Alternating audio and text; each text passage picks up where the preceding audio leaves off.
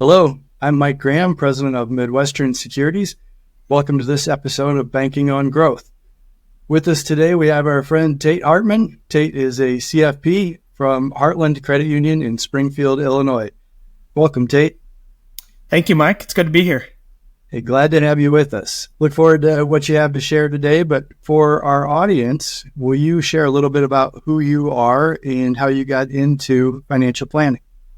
Sure. I started with Heartland Credit Union in 2010, and I was working in our operations department, serving as a loan officer, and we call it a member service officer who opens and services new member accounts. Worked my way up to a branch manager role, and then we decided as a credit union that we were going to offer a financial services products here and start a financial services division. We searched for an outside candidate, couldn't find the right person to come in. And then I was approached by our CEO to maybe consider a career change and move into that. Encouraged me to meet with Midwestern Securities and get a sense as far as what the industry's like and the opportunities there.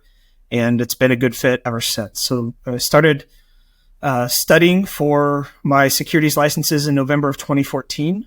And we opened our doors to accept clients in March of 2015 and haven't grown strong ever since. Absolutely. And what a great decision that was on your CEO's behalf to present the opportunity to you and for you to see the upside of it, because it's been a tremendous fit for you and the credit union. Yep. And Midwestern Securities. We're thankful for the partnership that we have. Yep. It's been great. I've enjoyed my time, and I one of the biggest things about this career is the rewards that you get to have just by impacting so many people's lives and adding so much value to them. Absolutely. Well, let's talk a little bit about technology. How has technology transformed the financial planning space inside of community financial institutions? I think it's made a lot of things more accessible. We can do a lot more to help a lot more people than maybe what we could have done 15, 20, or 25 years ago, which is, here's one product that we've got. It's kind of a catch-all. It's take it or leave it. With the advances in technology on the back end, working with Midwestern Securities and some of the things that they can do, and the technology tools that I have available as a financial advisor that we've been able to scale through our business, I can help any client of any size, regardless of amount that they have to start off with or dollar amount that they may have to invest month to month or whatever it may be. That does not have to cloud my decision-making on whether or not we want to take them on as a client. That allows us to help more and more of our members and provide a huge benefit to our membership base and the people that we work with. So it allows scale and flexibility to meet the members where they are. Can you talk about the personalization with that? How does technology allow you to make them still feel like they're your only client, even though they may be your smallest client or your biggest client? Yeah, maybe a way to answer that is to talk about what technology can't replace.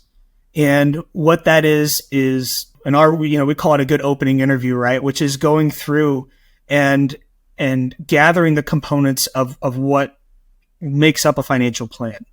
Getting to understand what a client's financial picture looks like and what's important to them, what they're comfortable with, what they're not comfortable with, what their ultimate goals for their money and their wealth actually is.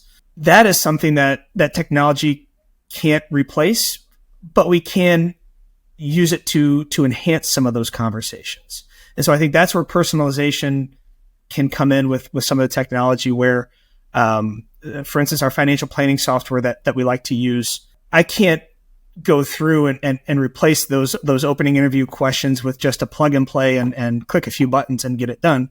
What I can do is after I gather that information and we assess what the client is really trying to accomplish and what they're comfortable with, what they're uncomfortable with, what we want to see happen, we can use technology then to model out their financial plan to ensure that what they're doing puts them in the absolute best position. And if not, we can start addressing what adjustments or changes, need to be made. And that's where I think technology can enhance that value and create that personalization for for clients regardless of account size. Tate, can you give us an example of what that looks like, the opening paired with technology?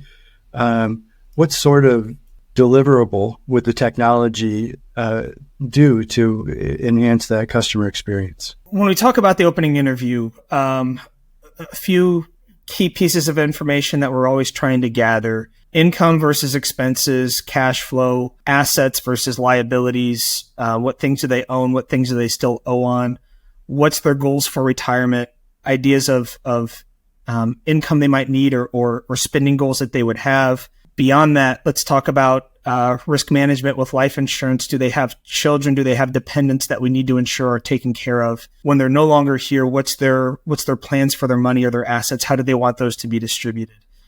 So we need to get a good understanding of all of those things. Once we do that, within the financial planning software that we like to use, we can start plugging in some of that information.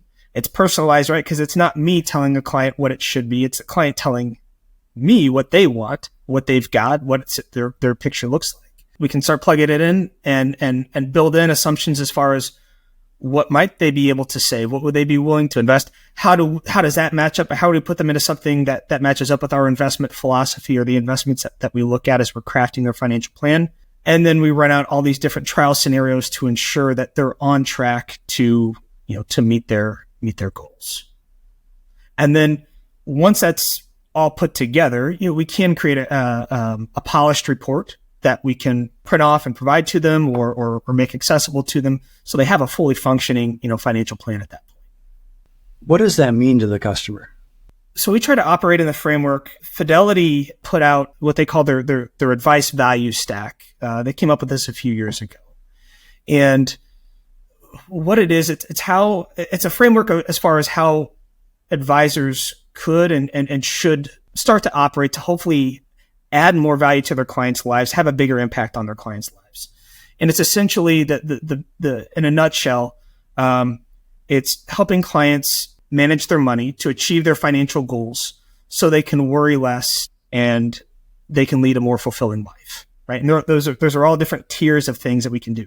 Using technology in this fashion, this financial planning software that I'm talking about here, what this can do is instill confidence in clients that if we put these measures into place today, we're putting you on the path to achieve your financial goals. And when those market downturns hit, which they inevitably do, knowing that we've got a plan to address them, to deal with the volatility as it hits, but also reminding them that in the long run, they're probably still going to be okay. Like, we've modeled out different scenarios as far as what could happen, and their plan is still intact. Being able to worry less or not worrying at all, it's a huge impact on somebody versus, in 2022 at the midst of the market downturn and the S&P 500 is off 20-something%, and people are wondering, I don't know, am I going to be okay? With our technology tools, it's a good conversation to have. We can bring them back in and say, hey, listen, if we're doing the right things, you're going to be just fine. So what you've said so far is technology can't replace the human element, but pairing the technology with the human element shows the client the plan, the path, and basically the supporting documentation of behind the scenes algorithms of probability of success. So it's kind of the answer and the work that goes into it that gives those clients that want to see the work as well as just the answer, that confidence to start and peace of mind to stay with a financial strategy so they don't abandon it in times like 2022 when things get scary. Correct. So it's the pairing, the information and technology and data alone aren't a great financial strategy on their own, because people have to understand how to remove the emotion and how to make sense of the data to apply it to a successful investment outcome. But pairing the data, the technology with the human that can communicate it, that's where you've got a formula for success. Right. And again, this is all personalized back to back to them. It's all based on what their goals are and what's important to them, and we can adjust from there. So the client gets a better experience, and the financial advisor gets efficiencies from having the technology to give the supporting data, the supporting documents the Monte Carlo simulators, stuff like that, that saves the financial advisor's time and allows for them to present a very professional outcome, a very professional solution to the customer that the customer, again, has confidence in. Is this software, I mean, is it expensive today? Is it expensive for a community bank or a credit union to provide this? In my opinion, it's relatively inexpensive. And when we're thinking about scaling up a financial services division, it's a minor investment that can easily be built into operating, an operating budget in a very short period of time. Are we talking thousands of dollars or tens of thousands of dollars? And the program that we use, I believe, is a little over $1,000. Oh man, that's cheap. Yeah, you got to have the tools to do the job. That's a cheap tool. Right. Yeah. Absolutely. So we talked about acquiring the client, understanding who the member is, who the customer is, what's important to them, building that strategy that aligns with the value stack, gives them peace of mind so they can live a more fulfilled life. I love it. That gets them started. How do you use technology to stay in touch with your clients ongoing? You have a growing, successful book of business. How do you use it to make sure that they don't forget you and that you don't forget them and you're being attentive to them? Right. Two solutions come to mind right off the bat. Number one is our marketing suite that we utilize. And through this solution, I'm able to send out a monthly market update that kind of covers market activity and major news events over the past 30, 31 days. Send that out to clients near the beginning of each month so they're on top of things. And then once a month, I send out an e-newsletter that kind of covers 4 different financial planning topics. And, they may or may not find it relevant that month, but throughout the course of the year, now they're getting nearly 50 different articles. Maybe it sparks a conversation or a thought that in a normal review or a normal meeting, wouldn't have come up. They bring it back to me and say, hey, can we talk about this a little bit more? And we uncover something that's really important to them or that's been, on their mind. One of the things that I see a lot is when I send out something on estate planning, making sure a will is in place. I remember one article a couple of years ago that was famous celebrities that didn't have their will in place. And the response that I got from clients was huge. Like even just a comment, oh yeah, I remember that. Or it's a good thing we got this taken care of. It's all those sorts of things that hopefully is relevant to them, but it's coming from me as their advisor to remind them that, hey, these are important things that you get taken care of. Mm-hmm. It's a newsletter. It's written communication. There's nothing really new about that you don't think of that as new technology, right? It's one of the best ways to communicate with people that's been, for millennia. Here's where the technology really kicks in though. Okay. What we can do through the marketing suite is we have our clients' information uploaded in there. And with a minimal time investment on my side, I can automate this stuff and make sure that it gets, sent out. So as we're building a very successful and time-consuming practice, right? It takes time to build these financial plans and review things and meet with clients. This is an easy way for me to stay in communication with them, provide them relevant and useful information, but in a very time-efficient manner. It's once a month, just kind of going through and cleaning up that, that contact list. Who do we want to be sending these things to? Or if we have specific things that we want to segment out through this marketing suite, we can segment clients in certain ways and send out maybe more tailored marketing materials to them, more specific articles on topics to a certain segment of clients that we're working with. Gotcha. How many people are you in touch with monthly on average via the system? With clients, we are upwards of 400 plus that we're reaching out to. But when I'm talking about this e-newsletter, the really cool thing is I'm able to expand that out a lot further.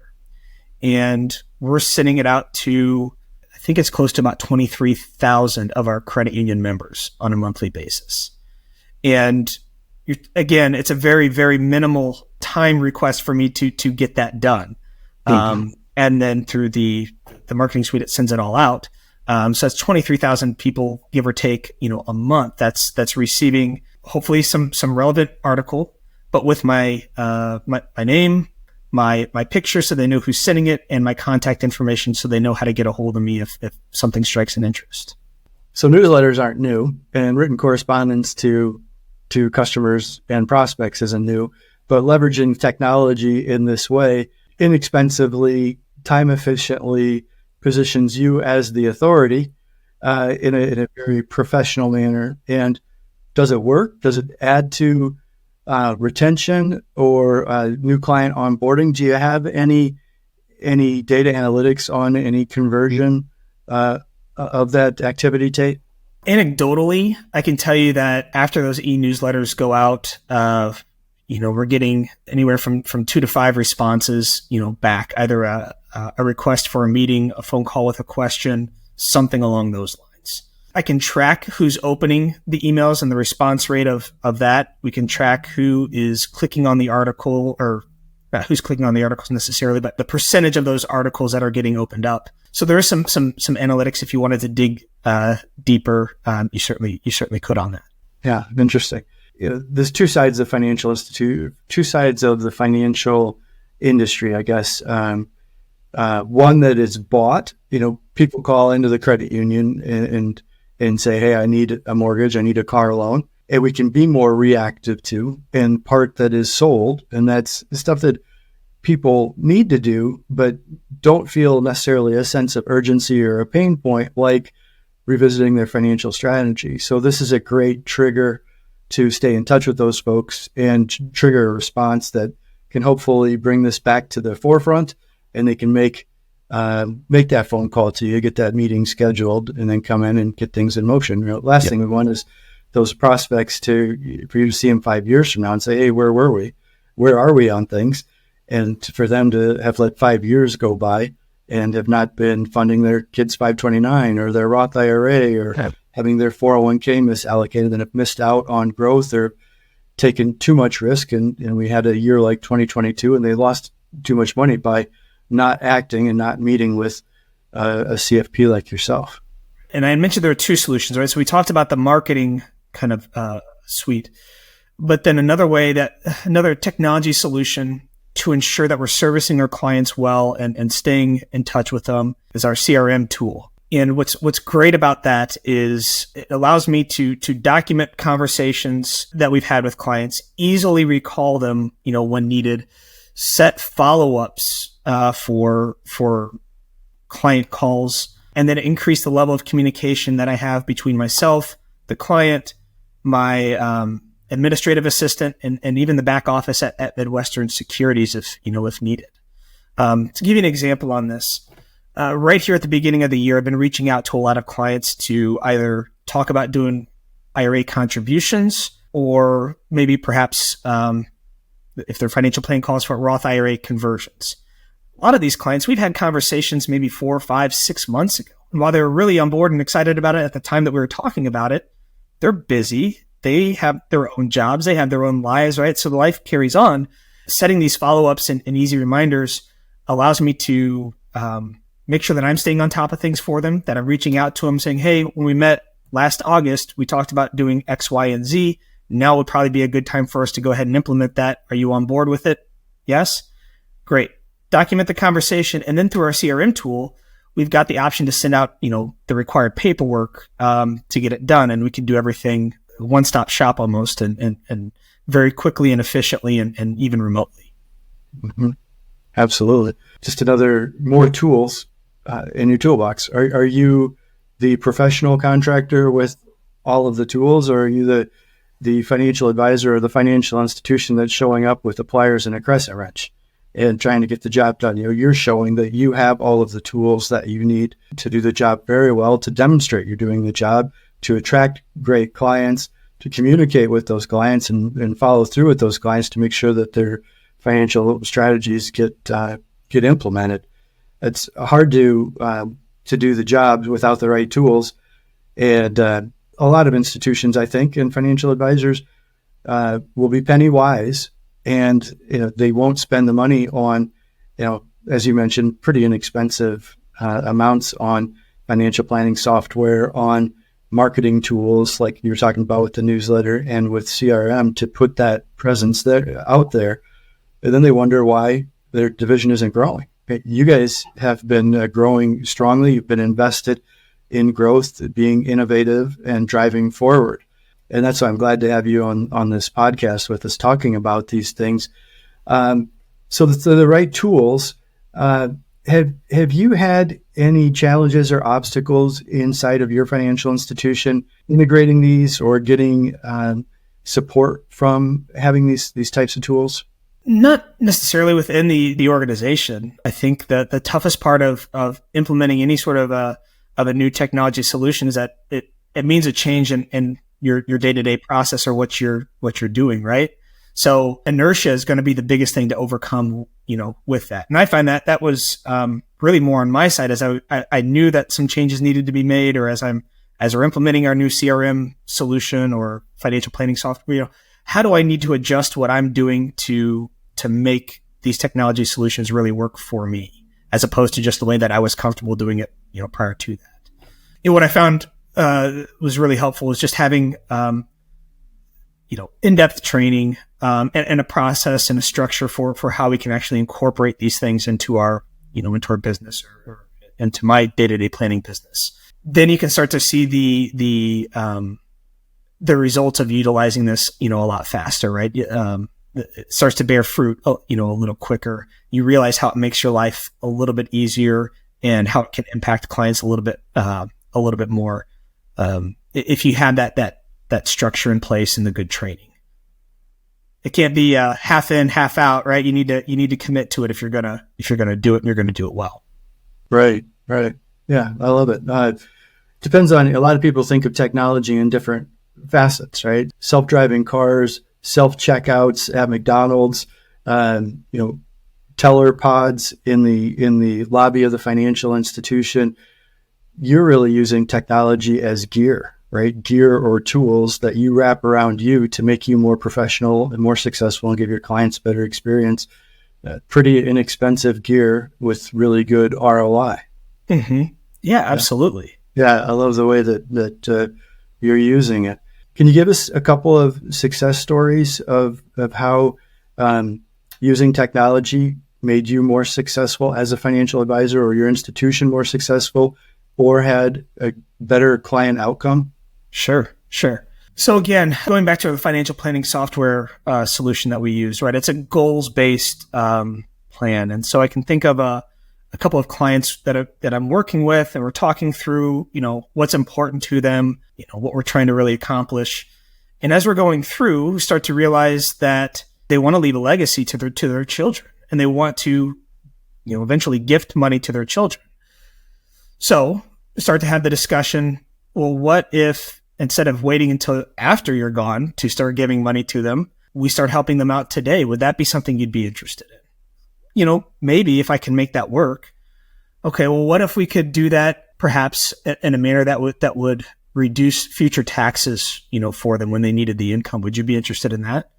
Yeah, that sounds really good, right? So then we can start to go through, and now what we've identified is a couple of potential future clients and their children that we can help out, providing them a solution that, hey, we could set up a Roth IRA for them. You can help fund that, and that creates a future stream of tax-free income for them.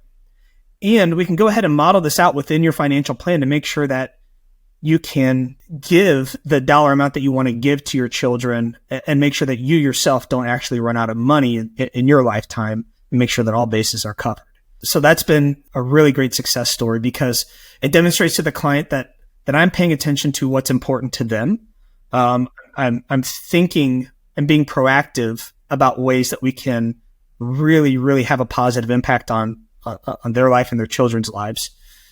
And then as a financial advisor, it gives me the opportunity to now open 2 to 3 to 4 new accounts and create new households for those children. And maybe they've got needs that need to be met with saving for their kids' college, life insurance needs, their own future retirement income planning.